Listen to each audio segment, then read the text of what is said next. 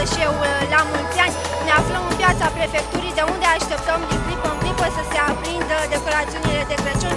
Vom vedea și noi cum a sărbătorit lumea această zi specială, dacă a mai sărbătorit-o, și mai aș ce părere au despre cum arată centrul în salele de sărbătoare din acest an.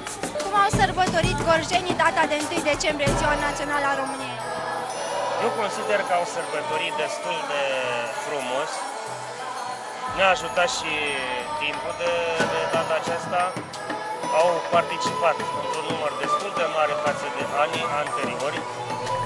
După ceremonialul militar, a urmat un program literar muzical susținut de Ansamblu Doina Gorjului, Teatru Elvira Codeanu, de către Școala Populară de Artă, după care a urmat la ora 12 o masă tradițională la care cetățenii care au participat au putut să servească o porție de fasole cu furnaș și un pahar de vin, urmând ca în această seară să asistăm împreună la aprinderea iluminatului ornamental festiv montat special pentru perioada de sărbători, să asistăm împreună la un spectacol de colinde susținut de Școala Populară de Artă și, în final, la un spectacol susținut de către cunoscuta solistă de muzică ușoară, Narcisa Suciu. Dai corinde, fiul la cer s-a înălțat. 10, 9, 8, 7, 6, 5, 4, 3, 2, 1, lumina!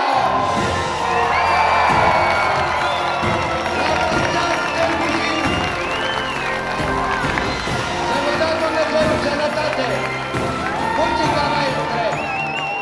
Ce ai făcut tu de 1 decembrie? Am ieșit prin oraș cu prietenii, m-am plimbat și aseară am venit pentru că se aprind luminile pe centru. Crezi că românii mai sărbătoresc așa cum trebuie Ziua Națională? Nu. Mai mult stau în casă, la televizor, dar în loc să vină prin oraș, se plimbe.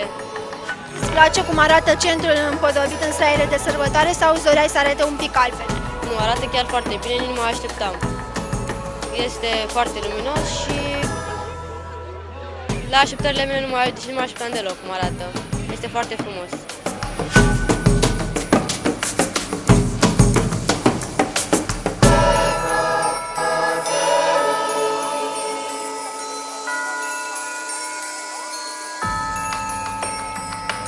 Cum a sărbătorit ziua de 1 decembrie? Pe cum se sărbătorește de obicei. Fasole cu ciolan, vin fiert, nu? Crezi că românii mai țin cont de această sărbătoare sau au cam dat-o uitării? Păi, dacă priviți așa prin fiert de pe aici, cred că mai țin seama, chiar destul de mult. Nu știu de ce, dar în sfârșit. Îți place cum arată centrul orașului în acest an? Mie personal nu, dar...